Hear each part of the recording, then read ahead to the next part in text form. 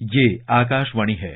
प्रस्तुत है सुर्खियों में। इसके अंतर्गत सुनिए आर्थिक सर्वेक्षण 2023 पर चर्चा। इसमें भाग ले रहे हैं आर्थिक विश्लेषक एसपी शर्मा और आकाशवाणी संवाददाता विशाल शर्मा। केंद्रीय वित्त मंत्री निर्मला सीतारामन ने आम बजट से पहले आज संसद के दोनों सदनों में वित्त वर्ष 2022-23 का आर्थिक सर्वेक्षण पेश किया। आर्थिक सर्वेक्षण के प्रमुख बिंदुओं पर अधिक बात करने के लिए हमारे साथ हैं आर्थिक विश्लेषक एसपी शर्मा। एसपी शर्मा जी, कार्यक्रम में आपका स्वागत। जी शुक्रिया जी। एसपी शर्मा जी, सबसे पहले तो बात यही जानना चाहेंगे कि आर्थिक सर्वेक्षण एक तरह से देश की अर्थव्यवस्था की हालत के बारे में बताता है और अर्थव्यवस्था कैसी चल रही है, इसमें हमें सुधार के लिए क्या क्या करने की और जरूरत है आगे। तो कुल मिलाकर के जो आर्थिक सर्वेक्षण आज पेश हुआ है उसमें आपको अर्थव्यवस्था की हालत कैसी दिखती है? अर्थव्यवस्था, अगर हम इकोनॉमिक सर्वे के मद्देनजर देखें तो अर्थव्यवस्था बहुत स्ट्रांग है। उसमें जो 3 चीजें हमने ऑब्जर्व की हैं, एक तो सबसे पहले जो हमने क्विक रिकवरी की पैंडेमिक से, जो पैंडेमिक के टाइम पे इकोनॉमीज बहुत ही सीवियर डाउनटर्न में थी, उसके बाद अगले साल में 2021 में उस लो से रिकवर की और उसके बाद वो ग्रोथ जो थी सस्टेन हुई 2022 में। एक्चुअल में जो रेजिलियंस टेस्ट था वो 2022 का था, क्योंकि 2021 में इकोनॉमीज ग्रो की एक लो बेस पे, जिसमें काफी इकोनॉमीज के ग्रोथ रेट बहुत अच्छे भी रहे, लेकिन बेस लो था 2020 का, तो काफी अच्छी ग्रो की। लेकिन 2022 में उस ग्रोथ को सस्टेन करना एक रियल में टेस्ट था। जैसे कि हमारा जो ग्रोथ था वो लगभग कोई 8.9% का ग्रोथ हमने पैंडेमिक पीरियड के बाद वाले साल में 2021-22 में हासिल किया, जो हम रिकवर किए लो से। और 22-23 में फिर हम 7% पे ग्रो कर रहे हैं। ये एक बहुत बड़ी चीज है कि हम हाई बेस के ऊपर फिर एक 7% का ग्रोथ लेके आ रहे हैं। तो इकोनॉमिक रेजिलियंस है जो वो इंटैक्ट है। उसके अलावा मैं बताना चाहूंगा कि जो कैपेक्स है, जो गवर्नमेंट एक्सपेंडिचर है, वो 60% से इंक्रीज हुआ है फर्स्ट 9 मंथ्स में, जो इस साल के फाइनेंशियल ईयर के जो 9 मंथ्स है। तो एक बहुत बड़ी चीज है कि जो गवर्नमेंट कैपेक्स है वो रिवाइव होना, जो कि प्राइवेट इन्वेस्टमेंट्स के लिए एक पाथवे होता है। जब गवर्नमेंट एक्सपेंडिचर इंक्रीज होता है तो उससे इंफ्रास्ट्रक्चर बिल्ड होने से प्राइवेट इन्वेस्टमेंट्स भी आगे आती हैं। तो प्राइवेट इन्वेस्टमेंट्स भी आगे नाउ कंसिस्टेंटली ग्रो कर रही हैं, जिसकी वजह से जो ओवरऑल इकोनॉमिक मोमेंटम है इकोनॉमी में, जो ओवरऑल इकोनॉमिक ग्रोथ ट्रैजेक्टरी है, वो काफी स्ट्रांग हुई है। जिसके मद्देनजर हम देखते हैं कि जो इन्फ्लेशन है, इन्फ्लेशन ने जो हिट किया था इकोनॉमी को, बहुत ही तेजी से इन्फ्लेशन ऊपर बढ़ा और उसके बाद जो सरकार ने जो मेजर्स लिए, जो आरबीआई ने कैलिब्रेटेड मेजर्स लिए, फिर हम इन्फ्लेशन को काफी कंट्रोल कर पाए। तो इसके अलावा जो इकोनॉमिक सर्वे में हमने देखा कि इस साल का जो ग्रोथ है वो 7% के हासिल करने के बाद अगले साल फिर हम लगभग कोई 6.5% के ऊपर ग्रो करने की चेष्टा रखते हैं, जिसमें कि आपका जो डिमांड ट्रैजेक्टरी है काफी स्ट्रांग है, प्राइवेट इन्वेस्टमेंट्स आ रही हैं डिस्पाइट सो मेनी हेडविंड्स। जितने सारे हमारे पास चैलेंज आए, रशिया यूक्रेन का challenge, geopolitical developments, high inflation, slowing demand, इन सब के बीच में भी हमारी जो ट्रैजेक्टरी है, इकोनॉमिक ग्रोथ ट्रैजेक्टरी है, वो इंटैक्ट है। हम एक सस्टेनेबल लेवल पे ग्रो कर रहे हैं। मुख्य आर्थिक सलाहकार ने कहा भी है कि अब महामारी से उबरने की बात हमें नहीं करनी चाहिए, हमें अब आगे बढ़ना होगा यहाँ से। एसपी शर्मा जी, विश्व की सबसे तेजी से बढ़ती अर्थव्यवस्था बना रहेगा भारत, इकोनॉमिक सर्वे में ये बात कही गई है और 5वीं सबसे बड़ी अर्थव्यवस्था बन चुका है। तेजी से बढ़ती हुई अर्थव्यवस्था बना रहेगा भारत, इसके पीछे क्या आशावाद काम कर रहा है? देखिए, इसके पीछे एक तो सबसे बड़ी सपोर्ट है जो हमारी अपनी डिमांड ट्रैजेक्टरी है। जैसे मैंने बताया कि हमारी जो स्ट्रांग डिमांड है, जो डोमेस्टिक डिमांड है काफी, वो सपोर्टिव है। और दूसरा फैक्टर है agriculture, resilience of agriculture sector. आपने देखा होगा कि पिछले 3-4 वर्षों से हम लगातार 3% से ऊपर ग्रो कर रहे हैं और हमारी एग्रीकल्चर जो प्रोडक्शन है वो हर एक साल न्यू रिकॉर्ड्स बना रही है और हमारे एक्सपोर्ट जो है एग्रीकल्चर के, वो हर एक साल न्यू रिकॉर्ड्स बना रहे हैं। पिछले साल हमने $50 अरब का ग्रोथ हासिल किया, $50 अरब का एक्सपोर्ट किया। तो इस साल फिर हमें लगता है कि हम बहुत तेज गति से आगे बढ़ेंगे और हमारा एक्सपोर्ट भी बढ़ेगा और जो एग्रीकल्चर प्रोडक्शन जो हम हर एक साल न्यू हाई बनाते हैं, उसमें प्रोसेसिंग की जो डेवलपमेंट है, जो फूड प्रोसेसिंग है, उससे बहुत ज्यादा एम्प्लॉयमेंट अपॉर्चुनिटीज क्रिएट होंगी। तो ओवरऑल जो इकोनॉमिक मोमेंटम है वो बहुत स्ट्रांग है।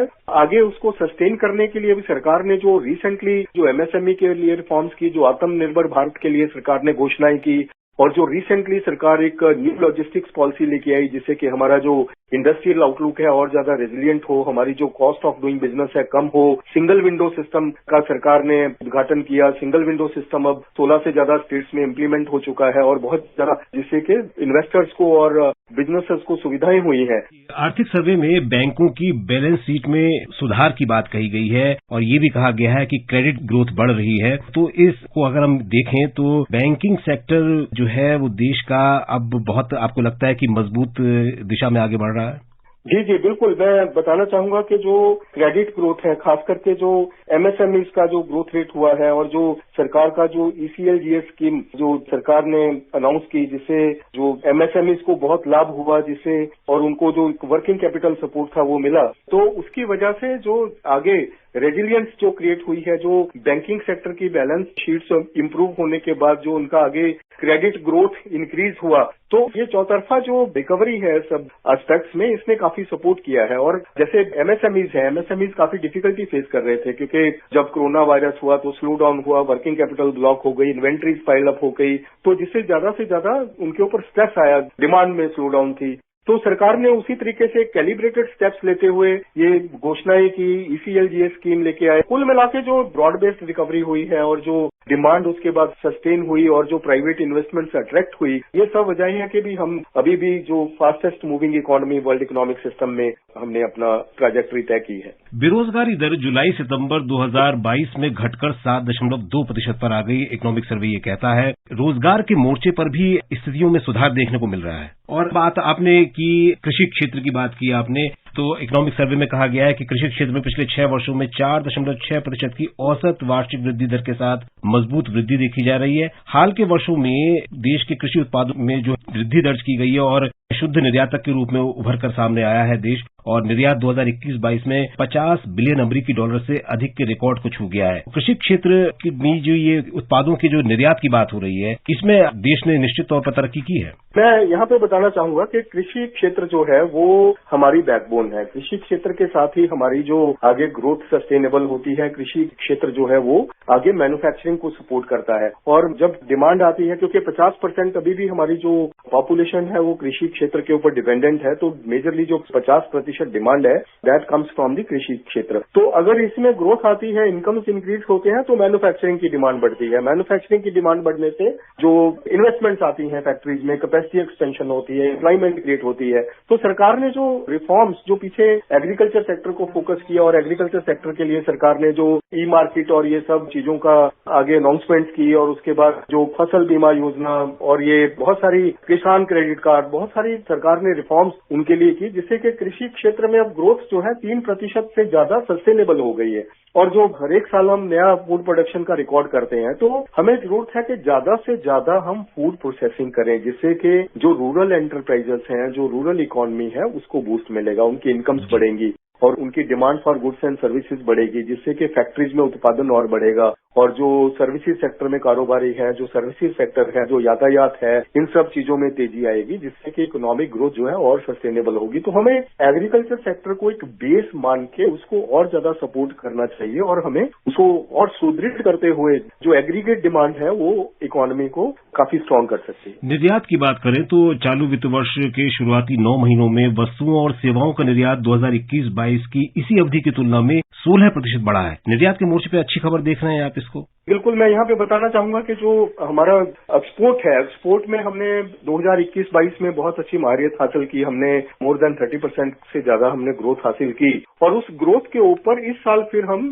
अच्छे से ग्रो किए हैं। अब इस साल भी हमारा जो अनुमान है कि हम मर्चेंडाइज एक्सपोर्ट्स में लगभग कोई 6-7% का ग्रोथ और सर्विसेज में 12-14% का ग्रोथ हासिल करेंगे। ओवरऑल जो ग्रोथ है एक्सपोर्ट्स में वो लगभग 9-10% हम हासिल कर लेंगे। लेकिन अभी जिस तरीके से आपने पूछा कि जो demand trajectory world economic growth में डिसेलरेशन होने के बाद जो ग्रोथ काफी सिग्निफिकेंटली डिमिनिश हुई है, प्रोजेक्शन आई है वो काफी डिमिनिश हुई है, तो जिसकी वजह से डिमांड में स्लो डाउन रह सकती है, जो कि एक्सपोर्ट्स को असर करेगी। लेकिन हमारे पास उसकी भरपाई के लिए हमारे पास डोमेस्टिक डिमांड है, जो हमारी जो ग्रोथ है उसको सपोर्ट करेगी। जो प्रोडक्शन पॉसिबिलिटीज है वो इंटैक्ट रहेंगी, क्योंकि डोमेस्टिक डिमांड भी काफी स्ट्रांग हुई है पिछले कुछ महीनों में, जो कि हमारी फोर्स में जो स्लो डाउन है उसको एड्रेस करेगी, उसकी भरपाई करेगी। कुल मिलाकर के आर्थिक सर्वेक्षण जो आज प्रस्तुत किया गया, अर्थव्यवस्था की तस्वीर जो है बहुत ही उत्साहजनक तस्वीर पेश करता है। एसपी शर्मा जी, इस बारे में हमसे बात करने के लिए आपका बहुत बहुत धन्यवाद। Thank you. अभी आप सुन रहे थे आर्थिक सर्वेक्षण 2023 पर चर्चा। इसमें भाग ले रहे थे आर्थिक विश्लेषक एसपी शर्मा और आकाशवाणी संवाददाता विशाल शर्मा। ये कार्यक्रम आकाशवाणी के समाचार सेवा प्रभाग द्वारा प्रस्तुत किया गया। इसे आप हमारे मोबाइल ऐप